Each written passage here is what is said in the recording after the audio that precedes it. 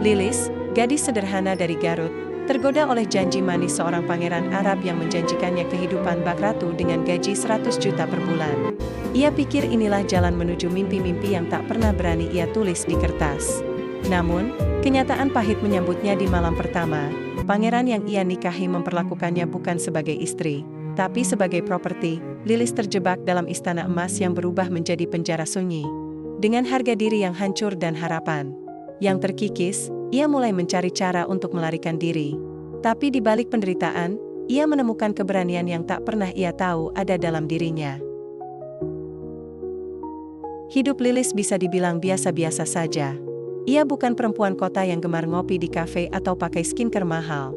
Ia cuma gadis kampung dari pelosok Garut, yang setiap pagi harus naik angkot dan 2 kali ojek buat sampai ke tempat kerjanya. Di sebuah toko elektronik kecil di pinggir jalan raya. Seragamnya bukan blazer elegan, melainkan kaos oblong bertuliskan, diskon besar. Seselan 0%. Umurnya 22 tahun. Cantik, tapi sederhana. Senyumnya manis, tapi matanya menyimpan kelelahan yang tak bisa disembunyikan.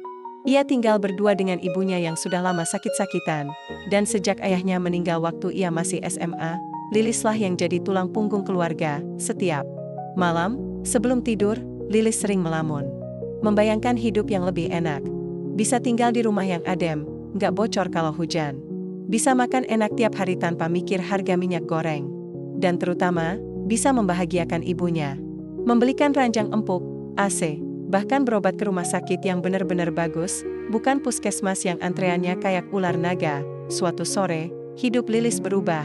"Lis, kamu cantik. Nggak pengen nikah sama orang kaya," kata Teteh Rina, tetangganya. Yang kerja di agen penyalur kerja ke Timur Tengah. Lilis hanya tersenyum getir. "Siapa yang mau sama saya, Teh? Saya MAH nggak ada apa-apanya." Teteh Rina tertawa kecil sambil membuka HP-nya. "Lihat ini," katanya, menunjukkan foto seorang pria Arab, gagah, berjubah putih, duduk di atas mobil mewah. Ini calon suami yang nyari istri dari Indonesia. "Je peux gérer, Lis. Serius. Gaji istri resminya 100 juta per bulan. Rumah kayak istana. Kamu tinggal iyain aja, nanti semua diurusin." Lilis menilon ludah. Antara kaget, bingung, dan tergoda. "Serius? 100 juta? Tanyanya pelan. "Serius. Banyak yang udah nikah lewat jalur ini. Mereka sekarang hidup enak di sana. Kamu juga bisa." Malam itu, Lilis tidur dengan pikiran berkecamuk. Tawaran itu terlalu muluk untuk dicerna dalam sekali dengar. Tapi besoknya, ia pulang kerja dengan tubuh pegal, melihat ibunya batuk-batuk. Di tikar tua yang sudah lusuh, dan tak ada obat tersisa di rak. Disitulah ia mulai goyah. Seminggu kemudian, Lilis sudah menyetor semua berkas ke agen. Prosesnya cepat. Dalam waktu sebulan, ia sudah dapat visa, tiket, dan bahkan mas kawin disepakati lewat video call. Ia hanya sekali bicara langsung dengan calon suaminya, Pangeran Khalid, dan itu pun hanya formalitas. Suaranya berat, wajahnya tampan, tapi tatapannya dingin. Lilis tidak peduli. Yang ia pikirkan hanya satu, masa depan. Hari keberangkatannya tiba. Ibu Lilis menangis saat melepas anak semata wayangnya itu di bandara. Lilis memeluknya erat, menahan air mata. "Bu, Lilis janji bakal bahagiain ibu. Lilis akan kirim uang banyak. Ibu nggak perlu kerja lagi, cukup istirahat dan nonton sinetron aja." Ibunya mengangguk sambil menggenggam tangan Lilis erat-erat. Seakan tahu, anaknya akan pergi jauh, bukan hanya secara jarak, tapi juga nasib. Lilis menginjakkan kaki di Arab Saudi saat matahari hampir tenggelam. Panas gurun terasa beda dari panas Garut. Tapi saat ia dijemput mobil hitam panjang dan dibawa ke villa megah dengan kolam air mancur dan pilar-pilar tinggi, Lilis merasa seperti mimpi. Ia disambut dengan senyum sopan para pelayan wanita. Tubuhnya langsung dibalut dengan gaun indah, wajahnya dirias. Ia merasa seperti putri negeri dongeng. Makan malamnya disajikan di meja panjang dengan belasan menu. Bahkan air putihnya pun disajikan dalam gelas kristal. "Jadi ini hidupku sekarang?" bisik Lilis dalam hati. Ia tersenyum kecil, walau entah kenapa, dadanya tetap terasa berat. 2 hari kemudian, pesta pernikahan digelar. Miwa, Jamerlap. Para tamu mengenakan gamis putih dan abaya berkilau. Lilis duduk di singgasana pengantin, dengan wajah terpulas makeup tebal, sementara Pangeran Khalid berdiri di sampingnya, nyaris tanpa senyum. Semua orang bersorak. Tapi di tengah gemerlap lampu dan musik Timur Tengah yang menggema, Lilis melihat mata suaminya. Bukan mata bahagia, itu mata milik seseorang yang memandang bukan dengan cinta, tapi dengan kuasa. Dan Lilis tak tahu, pesta ini bukan awal bahagia, tapi awal dari jeruji emas yang akan memenjarakannya. Hari-hari setelah pernikahan itu berjalan cepat, tapi terasa hampa. Lilis bangun pagi di tempat tidur empuk berspray sutra, dengan pelayan wanita yang selalu siap memakaikan bajunya, menyisir rambutnya, bahkan menuangkan teh hangat ke cangkir emas. Semua terasa seperti mimpi, tapi mimpi yang anehnya, dingin. Ia tinggal di sebuah kompleks megah yang disebut Darul Nur, tempat keluarga kerajaan tinggal. Bangunannya besar seperti istana, dengan taman yang rapi, air mancur yang tak pernah mati, dan penjaga yang berjaga di setiap sudut. Tapi yang paling membuat Lilis gugup adalah dia tidak tahu siapa-siapa, tidak ada yang memperkenalkan dirinya secara benar. Tidak ada keluarga pangeran yang menyapa. Hanya pelayan-pelayan perempuan, semuanya berjilbab rapi, bersikap ramah tapi kaku. Mereka tampak baik, tapi tak pernah bicara banyak. Seolah takut, Pangeran Khalid sendiri hanya datang saat malam, duduk diam di ruang makan, makan cepat, lalu pergi ke ruangannya tanpa banyak bicara. Tatapan matanya sulit ditebak, bukan marah, bukan juga hangat. Seperti tidak peduli, apakah aku terlalu berharap dia akan romantis, pikir Lilis malam itu, menatap kaca besar di kamarnya yang mewah. Gaun tidurnya mahal, tapi ia merasa telanjang. Hatinya kosong. Sejak malam pertama itu, Khalid tidak pernah menyentuhnya lagi. Bukan karena sayang, tapi karena ia belum selesai menjinakkan Lilis, katanya. Beberapa hari kemudian, Lilis mulai dikenalkan ke lingkungan dalam istana. Tapi bukan seperti yang ia bayangkan. Bukan keluarga besar Penutawa dan Karamahan. Ia malah dikenalkan pada sebuah ruangan besar, yang disebut Kasr Al-Nisa, tempat para istri dan perempuan yang dipelihara oleh Khalid. Di sanalah Lilis benar-benar terkejut, ada lebih dari 5 wanita di sana. Semuanya muda. Semuanya berasal dari luar negeri. Ada yang dari Filipina, Pakistan, bahkan satu perempuan berkulit putih yang katanya dari Rusia. Mereka duduk diam, mengenakan pakaian indah tapi tanpa ekspresi. Seorang perempuan muda menyapanya. Namanya Zahra. Berlogat Melayu, matanya sayu, wajahnya cantik walau pucat. Kamu istri baru? Tanya Zahra pelan. Selamat datang, di Sangkar Emas. Lilis bingung. Sangkar Emas? Zahra tersenyum pahit. Di sini, kamu akan dapat semua yang kamu mau, kecuali satu, kebebasan. Lilis tertawa kecil, mencoba menganggap itu hanya gurauan sinis. Tapi senyum Zahra tidak berubah. Lilis mulai merasa, ada sesuatu yang tidak beres. Hari-hari berlalu. Lilis mulai sadar bahwa seluruh aktivitasnya diawasi. Ai tidak bol keluar rumah tanpa izin. Telepon genggam yang dulu diberikan saat awal tiba, ternyata sudah dibatasi fiturnya, tidak ada internet, tidak bisa menelepon ke luar negeri. Ia mencoba bertanya pada salah satu pelayan, aku mau video call sama ibu di Garut. Gimana caranya? Pelayan itu menunduk. Maaf, Nyonya. Tidak diizinkan oleh Tuan Khalid. Lilis tersenggang. Ia merasa darahnya naik ke kepala. Tapi aku cuma mau bilang aku baik-baik saja. Masa itu aja nggak boleh? Pelayan itu tetap menunduk. Maaf, kami hanya menjalankan perintah. Lilis menahan amarah. Tapi amarah itu berubah menjadi ketakutan. Ketika malam tiba, Khalid datang ke kamarnya. Kali ini ia tidak hanya diam. Kamu sudah lihat ruangan para istri? Tanyanya pelan. Lilis mengangguk. Saya kira, saya satu-satunya istri. Khalid tersenyum Castle. Di negeriku, pria bisa menikah dengan lebih dari satu. Dan kamu akan jadi bagian dari keluargaku. Kalau kamu patuh. Dan kalau saya tidak patuh, tanya Lilis pelan, wajah Khalid berubah. Matanya menajam. Ia berjalan mendekat, meraih dagu Lilis dan mencengkeramnya kuat. Jangan pernah coba-coba membantahku, Lilis. Kamu bukan di negeri keselmu lagi. Di sini, aku adalah segalanya. Lilis terpaku. Nafasnya tercekat. Untuk pertama kalinya, ia sadar bahwa ini bukan pernikahan, ini adalah kontrak kepemilikan. Malam itu, Lilis menangis dalam diam. Ia berpikir tentang ibunya di Garut. Apakah masih sehat? Apakah sedang menunggu kabar darinya? Ia menatap langit-langit kamar yang penuh ornamen emas, tapi tak ada bintang, tak ada langit, hanya dinding. Dan untuk pertama kalinya sejak ia tiba, Lilis bertanya dalam hati, apakah aku sudah membuat kesalahan terbesar dalam hidupku? Hari itu, suasana istana lebih sunyi dari biasanya. Pelayan-pelayan terlihat gugup, mondar-mandir menyiapkan kamar tidur Lilis. Sprei diganti, bunga segar diletakkan di meja, dan lilin-lilin aromaterapi dinyalakan.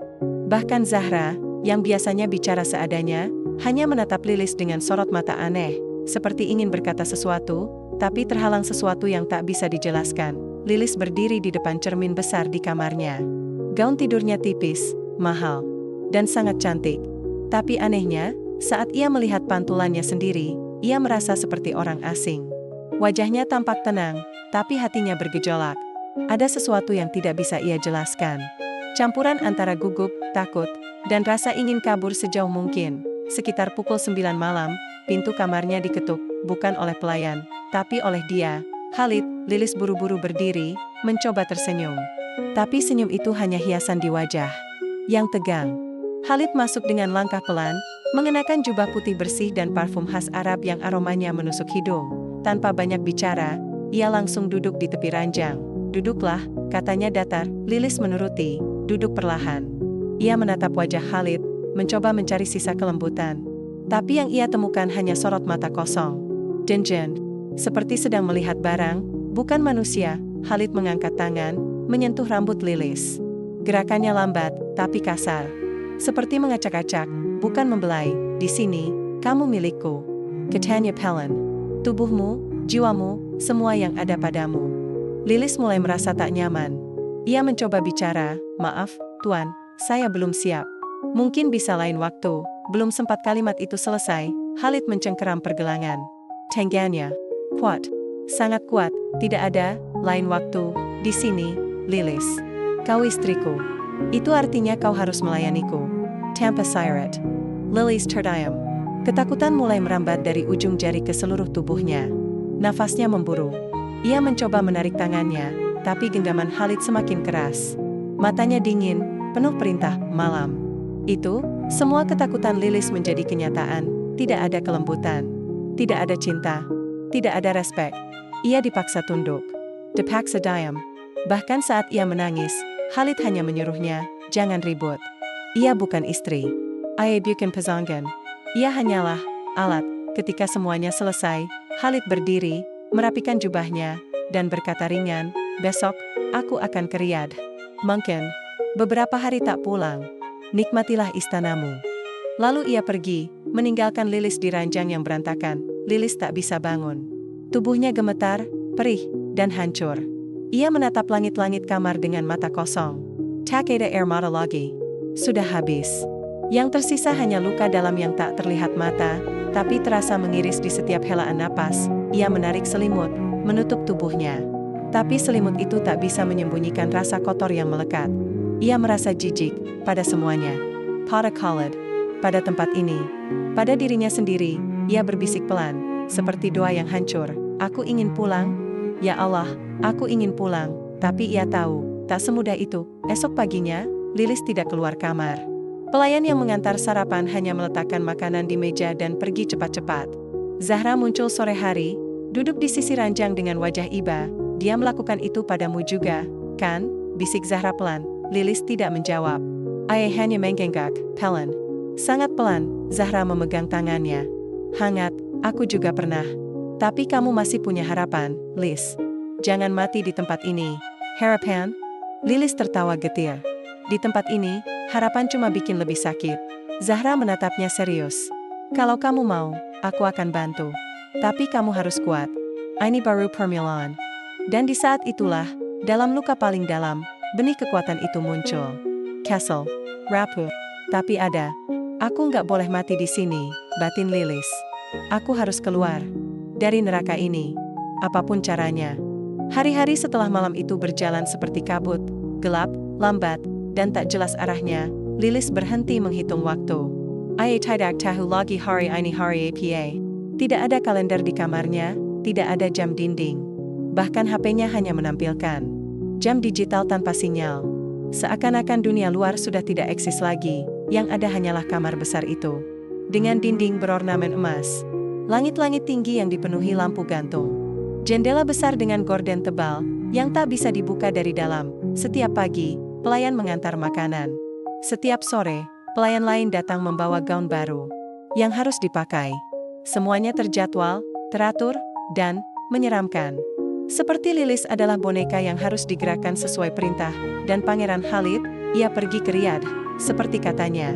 Tapi sebelum berangkat, ia sempat menampar Lilis karena menolak menemaninya malam kedua.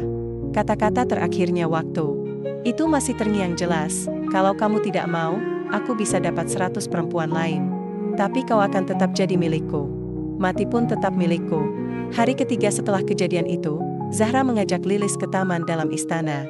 Taman itu indah, pohon kurma, air mancur, bangku marmer, dan burung merpati beterbangan.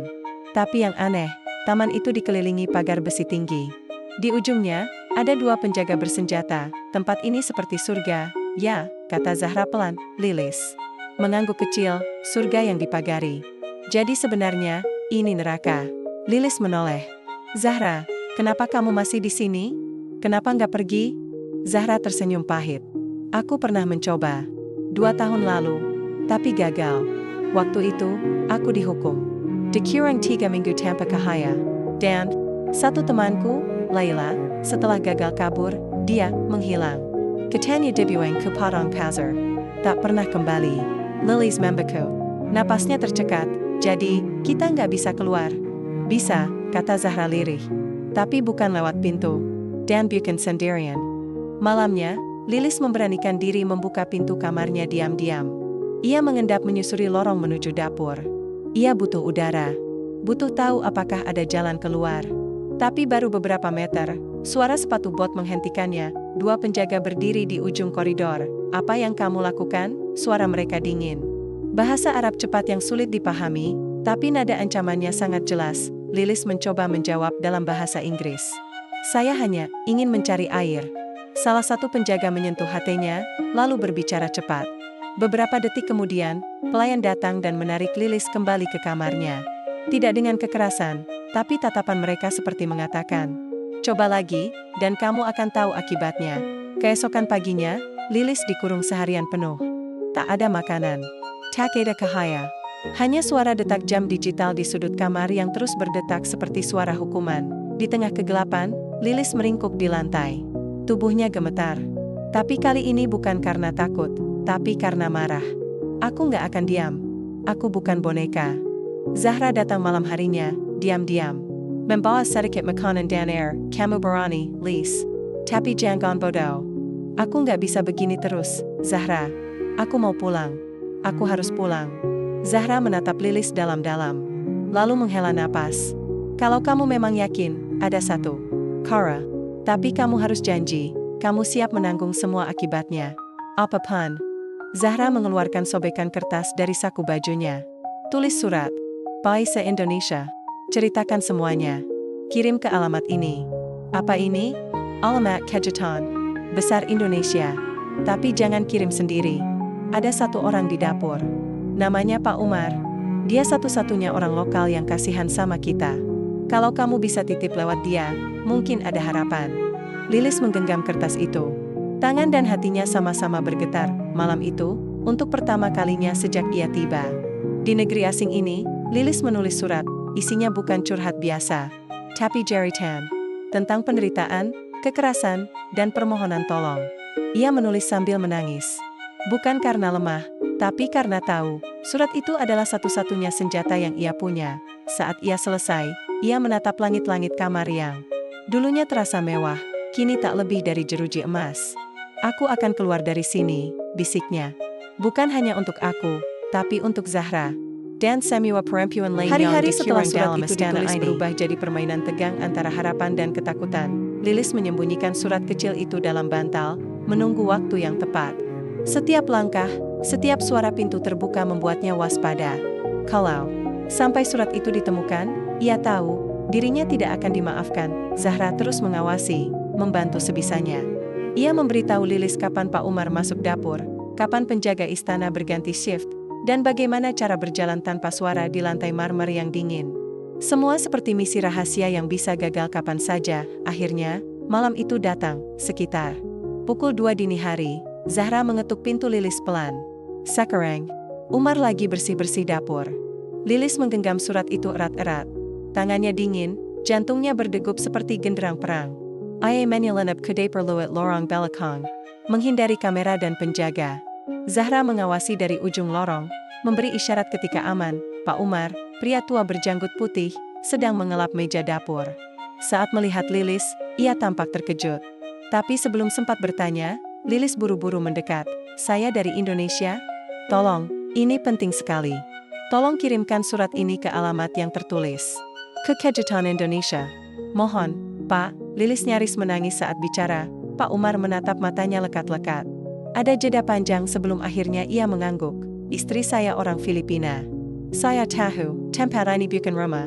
Ini penjara. Ia menerima surat itu. Saya akan bantu. Tapi kamu, hari-hari. Lilis mengangguk cepat, menahan air mata. Terima kasih. Terima kasih. Saat kembali ke kamarnya, Lilis merasa seperti baru menembus badai. Untuk pertama kalinya sejak tiba di negeri ini, ia merasa berdaya. Namun, harapan itu tak berlangsung. Lama, 2 hari setelah surat itu dikirim, Khalid pulang dari Riyadh. Ia lebih dingin dari biasanya. Dan yang paling membuat Lilis takut, ia tersenyum. Itu bukan senyum bahagia, itu senyum seseorang yang tahu sesuatu, dan sedang menunggu waktu untuk menghukum. Malam itu, Lilis dipanggil ke ruang pribadi Khalid. Di sana, Zahra sudah berdiri. Wajahnya pucat. Tangan gemetaran. Lilis, Zahra berbisik. Maafkan aku. Sebelum Lilis sempat bertanya, Khalid melempar amplop di hadapannya. Amplop yang sama, yang ia tulis semalam. Kau pikir bisa menipuku? Katanya dengan nada rendah namun mematikan. Lilis menatap Zahra. Bibirnya gemetar. Kamu yang, Zahra menangis. Aku gak sengaja. Surat itu terjatuh waktu aku sembunyikan ulang. Pelayan nemu, Khalid berdiri perlahan. Wajahnya penuh kebencian. Perempuan sepertimu tidak tahu berterima kasih. Aku memberimu segalanya, dan kamu membalas dengan pengkhianatan. Lilis ingin melawan, ingin berteriak. Tapi 2 penjaga sudah masuk ke ruangan, memegang tangannya, menariknya kasar, bawa dia ke ruang bawah. Ruang bawah bukan kamar, bukan penjara, itu tempat penyiksaan, dingin, lembab, jalap, dengan suara tetesan air yang bergema seperti teror. Lilis dikurung di sana selama 2 hari tanpa cahaya, tanpa makanan. Ia tak tahu waktu. Yang ia tahu hanya rasa lapar, sakit di tubuh, dan dingin yang menusuk tulang. Ia memeluk dirinya sendiri sambil bergumam, aku kuat, aku harus kuat. Dan dari kejauhan, ia mendengar suara pintu dibuka, langkah kaki mendekat. Khalid datang sendiri, membawa cambuk tipis. Dengan tenang, tanpa emosi, ia memukul punggung Lilis 2 kali. Hanya 2. Tapi cukup untuk membuat kulitnya robek dan napasnya tercekat. Sekali lagi kamu mencoba, kamu tidak akan keluar dari sini hidup-hidup. Lalu ia pergi, meninggalkan Lilis sendirian. Terkapar, berdarah, dan malam itu, dalam keadaan terlima. Api dalam hati Lilis menyala lebih besar. Kalau aku mati sebagai pejuang. Tapi kalau aku selamat, dunia akan tahu siapa Khalid sebenarnya. 3 hari kemudian, Lilis dibebaskan dari ruang bawah. Tapi tidak dipulangkan ke kamar utama. Ia dipindahkan ke kamar sempit tanpa jendela. Tak ada pelayan. Tak ada akses kemanapun. Namun di sanalah, saat semua terasa seperti akhir, ia mulai membangun awal baru. Ia tak percaya lagi pada siapapun, bahkan pada Zahra. Tapi ia punya satu hal, tekad.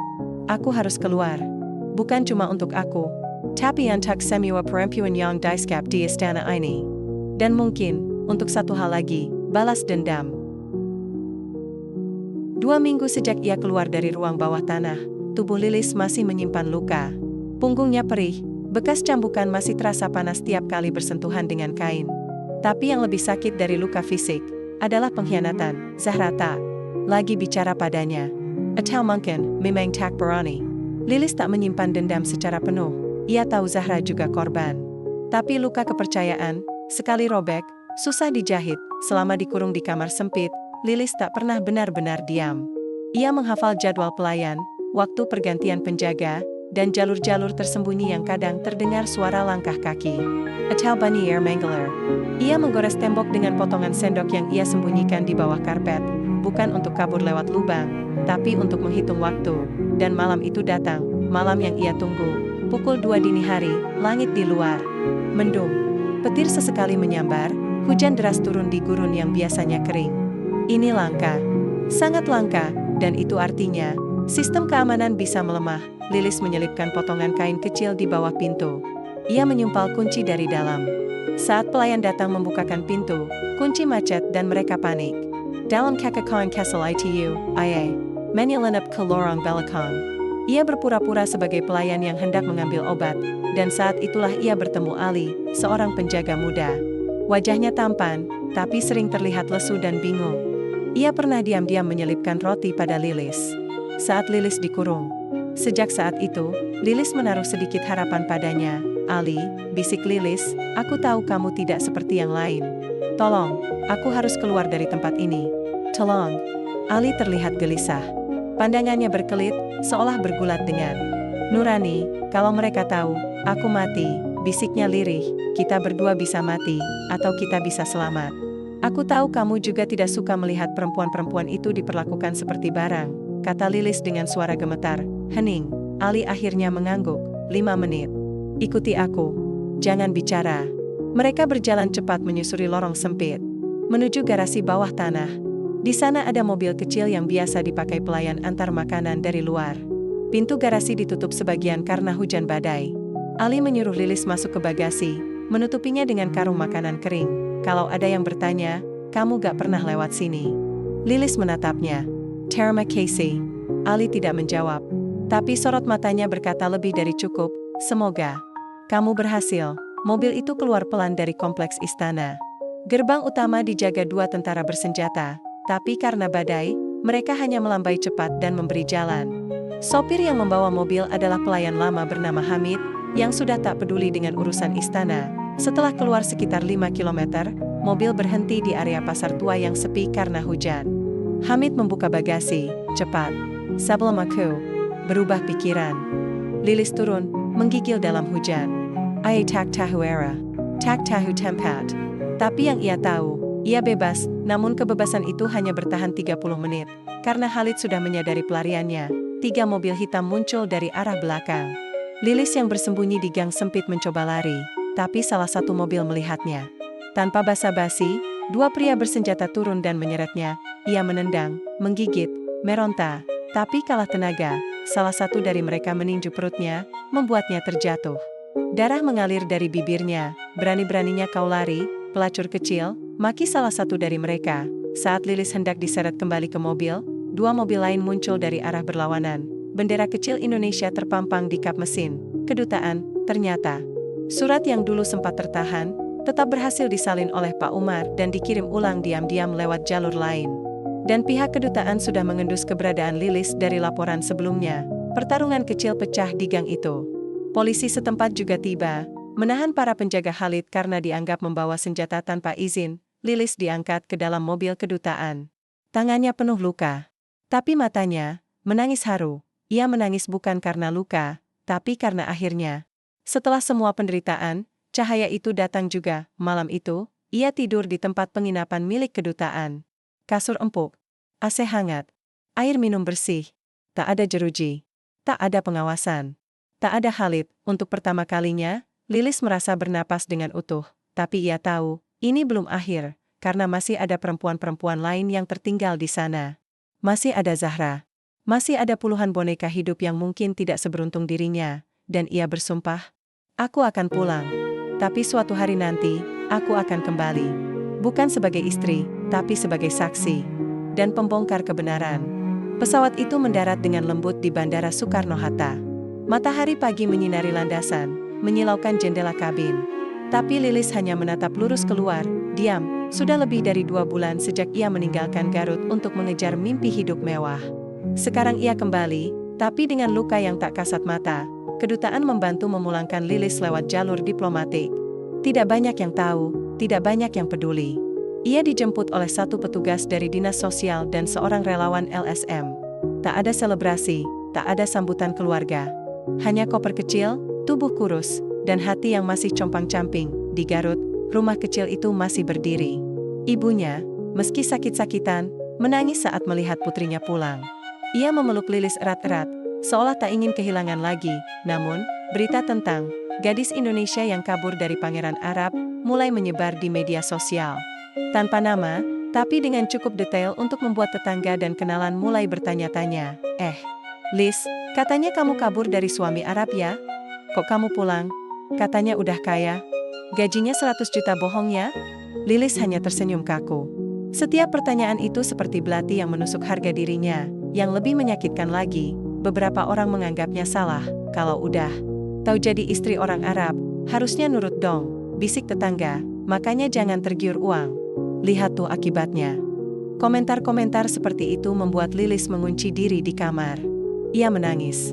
Tapi tangisnya kini bukan karena trauma masa lalu, tapi karena penolakan di tanah sendiri. Sampai suatu malam, ia mendapat pesan WhatsApp dari nomor tak dikenal.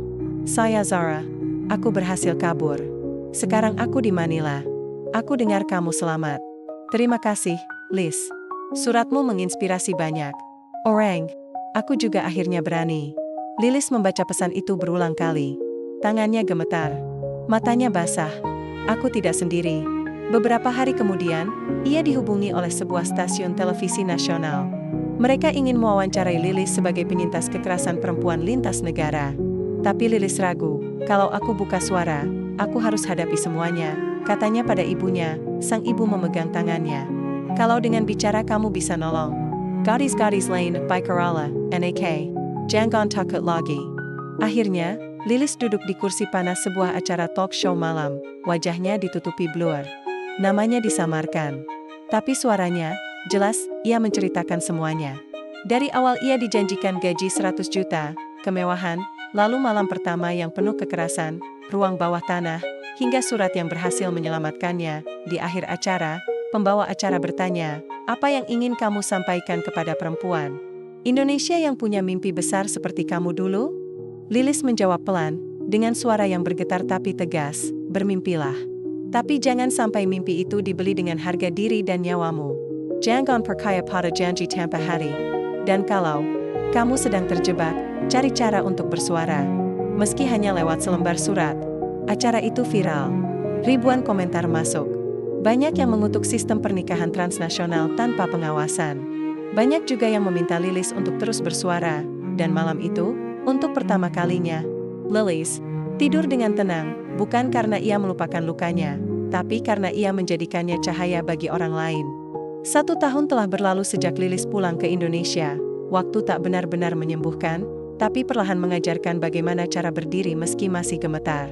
Hari-harinya tak lagi diisi tangis, tapi juga belum sepenuhnya tawa. Ia hidup dengan hati yang telah robek, dijahit kembali dengan benang pengalaman dan kekuatan baru. Setelah tampil di acara televisi dan beberapa seminar, Lilis mulai dikenal sebagai perempuan yang berani bicara. Banyak perempuan menghubunginya. Diam-diam, menceritakan kisah serupa. Ada yang terjebak di Dubai, ada yang di Oman, ada juga yang masih dalam proses perjodohan oleh calo pernikahan instan. Lilis mendengarkan mereka satu persatu. Kadang menangis bersama, kadang marah bersama. Tapi di balik semua itu, lahirlah sebuah kesadaran. Ia harus melakukan sesuatu. Lebih dari sekadar bicara, maka lahirlah komunitas, Suara Lilis, sebuah gerakan kecil untuk mendampingi perempuan yang menjadi korban pernikahan lintas negara yang tidak manusiawi. Awalnya hanya lewat WhatsApp grup dan Instagram, tapi lambat laun, gerakan itu berkembang. Mereka mulai membuka hotline. Lilis dan 2 aktivis LSM membentuk tim kecil. Mereka memberi penyuluhan di desa-desa, bahkan ke sekolah-sekolah kejuruan. Yang banyak mengirim siswi untuk bekerja ke luar negeri. Bukan berarti menikah dengan orang luar negeri salah, kata Lilis di tiap forum. Tapi jangan buta. Jangan tertipu janji manis. Apalagi yang hanya mengincar tubuhmu, bukan hatimu. Ia juga menulis buku. Judulnya sederhana, 100 juta dan luka di balik pintu emas. Buku itu mencatat semua kisahnya, tanpa sensor. Buku itu menjadi bacaan wajib di beberapa pelatihan TKI dan bahkan direkomendasikan oleh beberapa kawa sebagai bahan pembekalan nikah lintas negara. Suatu hari, saat Lilis sedang duduk di teras rumahnya di Garut, dengan teh hangat dan angin pegunungan yang menenangkan, ia mendapat pesan dari Zahra. Aku sekarang bekerja di LSM perempuan di Filipina. Aku belajar dari kamu, Liz. Kamu bukan hanya penyintas. Kamu pelita. Lilis menatap layar ponselnya lama.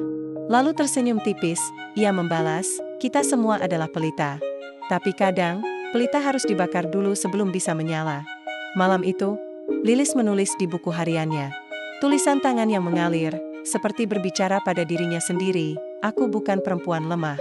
Aku adalah suara dari ratusan yang dibungkam. Aku mungkin pernah dikurung, dipukul, dipaksa, tapi aku keluar hidup-hidup. Dan kini, aku hidup bukan hanya untuk diriku, tapi untuk mereka yang masih dikurung dalam sangkar emas tanpa suara. Jika aku bisa bangkit, mereka juga bisa. Dunia harus tahu bahwa harga diri perempuan bukan untuk diperjualbelikan. Ia menutup buku itu, menatap langit malam Garut yang penuh bintang. Kali ini, tak ada jeruji, tak ada pengawasan, tak ada Khalid, yang ada hanya dirinya. Dan harapan, penutup kisah Lilis mungkin fiksi. Tapi pendaratan seperti yang ia alami adalah kenyataan bagi banyak perempuan. Cerita ini bukan sekadar drama, tapi peringatan bahwa tidak semua emas berkilau, dan tidak semua pangeran datang membawa cinta. Jika kamu mengenal seseorang yang terjebak dalam hubungan berbahaya, bantu mereka menemukan jalan keluar. Jangan diam. Suara bisa menyelamatkan. Seperti Lilis. Seperti kamu. Seperti kita semua.